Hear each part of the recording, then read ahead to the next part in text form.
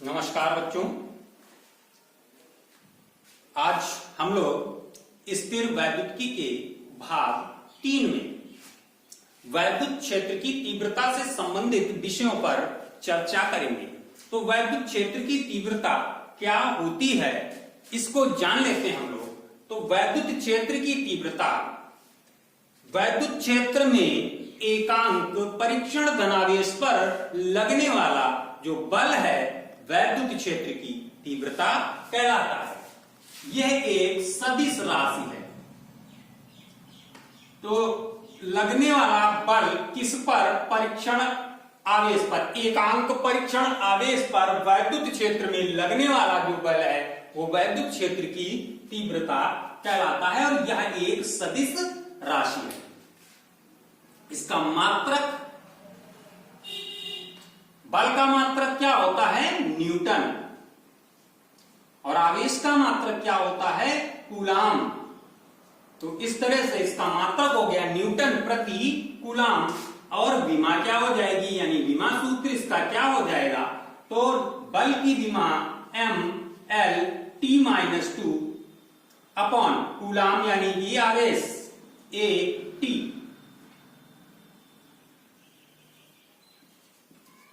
जब हम इनको ऊपर लेके जाएंगे तो mL_T-3 और A-1 ये इसका विमा सूत्र हो जाता है।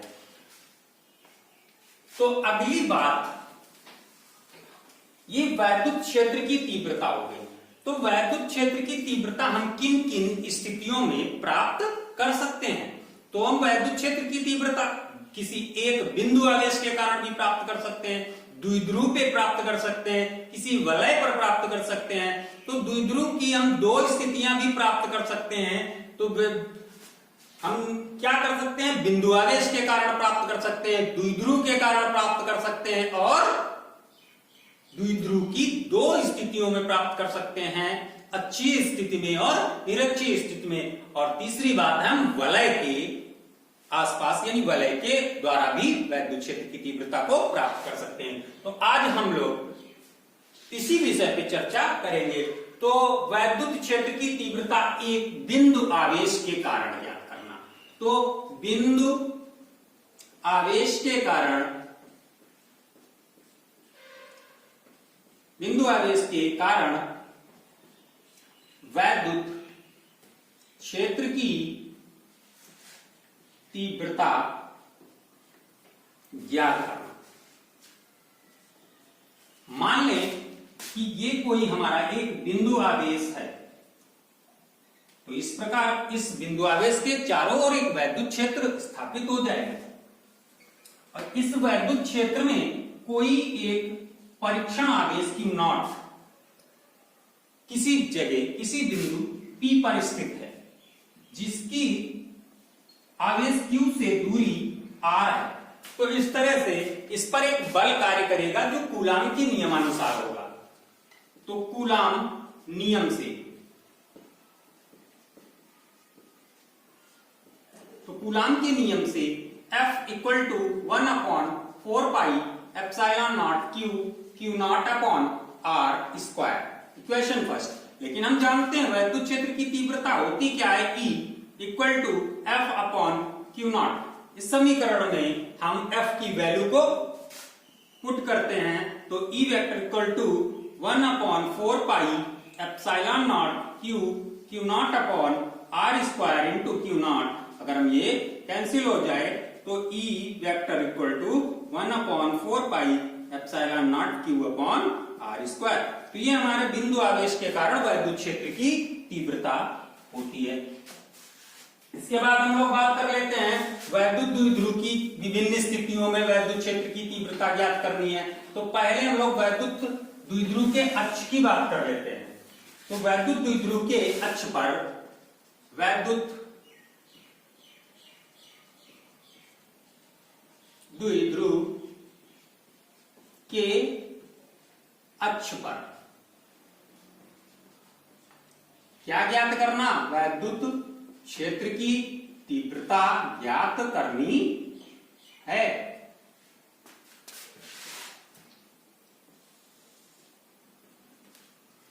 तो एक वैद्युत द्विध्रुव, जैसा कि आप जानते हैं द्विध्रुव एक निकाय है, यानी एक व्यवस्था है जिसमें दो बराबर किंतु विपरीत प्रकृति वाले आवेश एक दूसरे से अल्प दूरी पर स्थित होते हैं। जैसे ये -q तो ये +q, इसका मध्य बिंदु O है, O से -q की दूरी L और O से +q की दूरी भी L है, और इसके मध्य बिंदु से R दूरी पर कोई बिंदु P जहां हमको वैद्युत क्षेत्र की तीव्रता ज्ञात करनी है। इस तरह से -q के कारण वैद्युत क्षेत्र और +q के कारण बनने वाला जो वैद्युत क्षेत्र है उसका कुल परिमाण हमको बिंदु P पर प्राप्त होगा, जो हम E वेक्टर से प्राप्त करते हैं। -q के कारण मान लेते हैं हम E2 और +q के कारण मान लेते हैं E1 वैद्युत क्षेत्र हमको प्राप्त होगा। तब क्या स्थिति आएगी अगर हम इनको -q और +q को बिंदु आवेश माने, तो हम -q के या +q के कारण E1 equal to 1/4 pi epsilon not q upon r। अब r तो यहां से है लेकिन हमने वैल्यू ली है +q, तो ये -l हो जाएगा, तो r माइनस l का होल स्क्वायर। इसकी दिशा क्या है? इसकी दिशा है O से P की ओर, या ऐसे कह सकते हैं, इसको हम A B मान ले तो हम कह सकते हैं B से P की ओर, यानी इसकी दिशा है B से P की ओर। और इक्वेशन नंबर हम इसको फर्स्ट बना लेते हैं। इसी तरह से हम -q के कारण, इसको आपने E2 मान रखा है, तो E2 equal to 1/4 pi epsilon not q upon r plus l का होल स्क्वायर, और इसकी दिशा क्या है? P से A की ओर, P से A की ओर। इक्वेशन नंबर हम सेकंड बना देते हैं। अब इसका परिणामी वैद्युत क्षेत्र E equal to E1 plus E2 से दिशा विपरीत होने के कारण E equal to E1 minus E2 हो जाएगा, क्योंकि इनकी दिशाएं विपरीत हैं, और E1 धनावेश के कारण इसलिए बड़ा होगा और E2 ऋणावेश के कारण इसलिए छोटा होगा, इसलिए हम E1 माइनस E2 करते हैं। तो परिणामी E equal to 1/4 pi epsilon not q upon r minus l का whole square minus 1/4 pi epsilon not q upon r plus l का होल स्क्वायर। यहां से हमको q/4 pi epsilon nought common मिल जाता है, तो q/4 पाई एप्सिलॉन नॉट को हमने कॉमन लिया, तो अंदर हुआ 1/r माइनस l और माइनस 1/r प्लस l का होल स्क्वायर। इसको हम सॉल्व कर लेते हैं,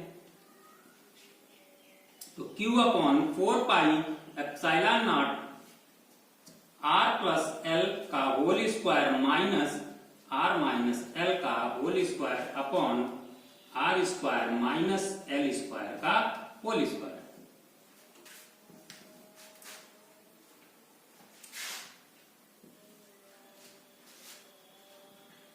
q/4 पाई एप्सिलॉन नॉट, यहाँ a प्लस b का होल स्क्वायर बन रहा है, तो a square plus b square plus 2ab minus, यहाँ a माइनस b का होल स्क्वायर बन रहा है, तो a square plus b square minus 2ab से